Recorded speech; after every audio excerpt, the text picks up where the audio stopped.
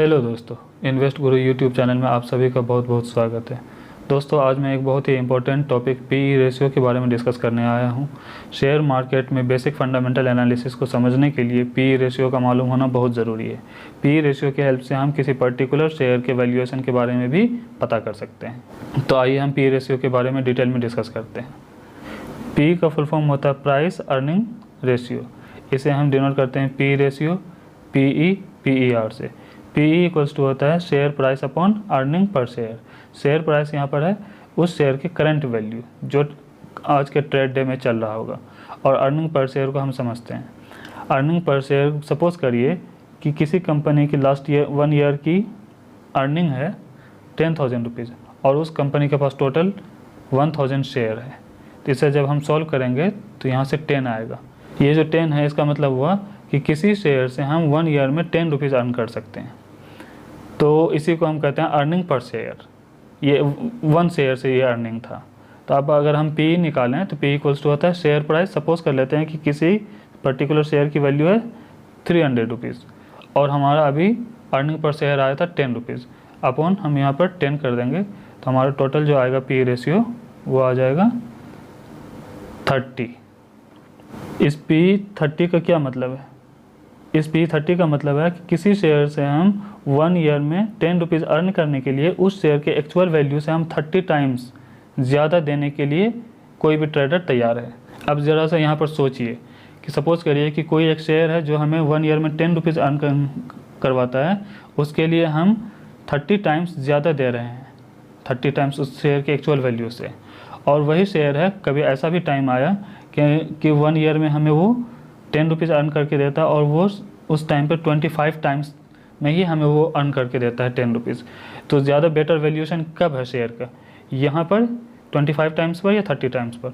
Of course 25 times पर है, क्योंकि हमें यहाँ पर कम पैसा देना पड़ रहा है 10 रुपीज़ अर्न करने के लिए और यहाँ पर हमें ज़्यादा पैसा लगाना पड़ रहा है वही 10 रुपीज़ अर्न करने के लिए। तो शेयर पी रेशियो का यही मतलब होता है।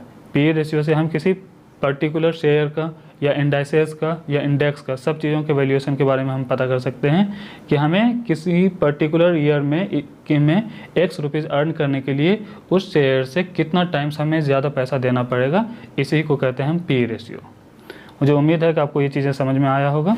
पी रेशियो को हम ऐसे भी समझ सकते हैं। सपोज़ करिए कि हमें कोई शेयर से 10 रुपीज़ पर ईयर अर्निंग होती है, तो हमें उस शेयर की टोटल वैल्यू अर्न करने के लिए, जितने रुपये की वो शेयर है उतना रुपीज़ अर्न करने के लिए 10 रुपीज़ पर ईयर के हिसाब से हमें 30 ईयर लग जाएगा। मुझे उम्मीद है कि आपको ये वाला भाषा समझ में आ गया। यहाँ पर मैंने कुछ IT सेक्टर के कंपनी को लिया है। इसका पी रेशियो देखिए, जैसे इन्फोसिस का पी रेशियो है 34.77, TCS का है 37.88, विप्रो का है 27.23, HCL टेक का है 23.84, टेक महिंद्रा का है 23.52। यहाँ पर अगर देखा जाए सबसे हाई वैल्यूएशन जो सबसे सेम प्राइस अर्न करने के लिए, सपोज कर लेते हैं कि 1 ईयर में 100 रुपीज़ अर्न करने के लिए जो सबसे ज़्यादा अमाउंट हमें देना पड़ेगा टाइम्स, वो हमें देना पड़ेगा TCS में। इसका मतलब है TCS का अभी अर्निंग रेशियो थोड़ा सा कम है। उसके बाद फिर है इन्फोसिस में। इन्फोसिस का अर्निंग रेशियो TCS से बेटर है लेकिन विप्रो से कम है। और उसके बाद फिर यहाँ पर है विप्रो का, फिर उसी तरह से HCL टेक, फिर टेक महिंद्रा का। तो इस तरह से हम जो है वैल्यूएशन के बारे में पता कर सकते हैं। देखिए, ये जो पी रेशियो है ये है पर्टिकुलर शेयर का, और इस शेयर के बाद ये इसका एक अपना सेक्टर का भी पी रेशियो होता है। सपोज करिए किसी सेक्टर का पी रेशियो है, IT सेक्टर का पी रेशियो है, क्योंकि हमने ये IT कंपनी लिया है तो IT सेक्टर का पी रेशियो है 34। तो हिस्टोरिकल डेटा बताता है कि जब कभी भी सेक्टर का पी रेशियो 25 से ऊपर होने लग जाता है तब हमें अपना शेयर पोर्टफोलियो से सेल कर लेना चाहिए और वहाँ पर से प्रॉफिट बुक करके निकल जाना चाहिए। और अगर सेक्टर का पी रेशियो 25 से नीचे आ गया है तब हमें उस टाइम पर शेयर जो है बाई करना शुरू कर देना चाहिए। तो हम सेक्टर और शेयर के दोनों की पी रेशियो को देख करके हमें शेयर को बाई और एग्जिट करना चाहिए। यहाँ से हम इस चीज़ों को समझ सकते हैं। और अगर सेक्टर और शेयर के पी रेशियो को समझना शुरू कर दें तो फिर इसके बाद होता है इंडेक्सेस। क्योंकि ये सारी कंपनी निफ्टी 50 की है तो निफ्टी 50 का भी, इंडेक्सेस का भी अपना पी रेशियो होता है। तो इंडेक्सेस का पी रेशियो हम अगले स्लाइड पेज को सिलेक्ट कर रहा हूँ, यहाँ पर है। जैसे देखिए, ये एक हिस्टोरिकल डेटा है जिसे मैं NSE की साइट से निकाला हूँ, आप लोग भी चेक कर सकते हैं।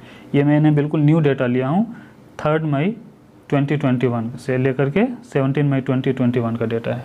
इसमें आप देखिए कि इस निफ्टी 50 का पी रेशियो 31.54, फिर 30, फिर 30.6, ये जो यहाँ से 31.54 से 30 में जो आया है पी रेशियो, और फिर 29, इस बीच में आप अगर चेक करेंगे तो मार्केट में क्रैश आया था अभी हाल ही में। तो ये वही डेटा है जगह है जबकि मार्केट में क्रैश आया था। इसमें आप ज़रा देखें, अगर 3 मई को पी रेशियो था 31.54, ये बहुत ज़्यादा था। इसलिए यहाँ पर से आप जब कोई भी इन्वेस्टर्स हैं जिनको पी रेशियो के बारे में मालूम है, उन्हें मालूम था कि यहाँ से मार्केट में कुछ न कुछ करेक्शन आने वाला है। इसीलिए अगर आप नोटिस करेंगे 3 मई से लेकर के 17 मई के आसपास में मार्केट में अच्छा खासा क्रैश आया था। तो ये वही चीज़ है, पी रेशियो जब क्रैश आने लग गया मार्केट में तो फिर पी रेशियो धीरे धीरे कम होने लग गया। जैसे देखिए 31 से 30 हो गया, फिर 30 थोड़ा बहुत इंक्रीज़ किया, 30 डिक्रीज़ होते जा रहा है थोड़ा थोड़ा पॉइंट में। उसके बाद 29 फिर इंक्रीज़ किया। हो सकता है कि यहाँ से फिर मार्केट बढ़ गया होगा, आप देख लीजिएगा। तो इस तरह से हम पी रेशियो के हेल्प से हम मालूम कर सकते हैं कि कब किसी मार्केट में करेक्शन आने वाला है, कब नहीं आने वाला है। निफ्टी 50 में अगर पी रेशियो 25 से ऊपर और 25 से नीचे है तो 20 के आसपास में है अगर, तब ये जगह होता है, प्लस होता है जहाँ पर हमें एंट्री करना चाहिए, जब हमें अच्छे अच्छे शेयर्स को बाई करना चाहिए जिसकी पी रेशियो अपने सेक्टर की पी रेशियो के आसपास में हो, वो अपने सबसे हाईयर पी रेशियो से नीचे हो। और 25 से जब ऊपर जाने लग जाए तो फिर हमें बाई किया हुआ शेयर को धीरे धीरे क्या करना चाहिए, सेल करके अपना प्रॉफिट बुक करना चाहिए। तो इस तरह से आप चाहें तो इस चीज़ों को समझ सकते हैं। और जैसे ही निफ्टी 50 का पी रेशियो 31, 32, 33 हो जाए तब तो वहाँ से आप ज़्यादा से ज़्यादा आप अपने शेयर को बेच करके अपना फंड को इकट्ठा रखिए, क्योंकि वहाँ से मार्केट में कुछ न कुछ दिनों के अंदर में ही एक अच्छा खासा करेक्शन देखने को मिल सकता है। वहाँ पर आप एंट्री ले करके फिर से आप एक अच्छा रिटर्न बना सकते हैं। तो दोस्तों ये था पी रेशियो जिसके बारे में मैंने डिस्कस किया। अगर आप लोगों को ये वीडियो अच्छा लगा हो, नॉलेजेबल हुआ हो, तो आप लोग चैनल को सब्सक्राइब ज़रूर करें, शेयर करें और लाइक करें। Thank you.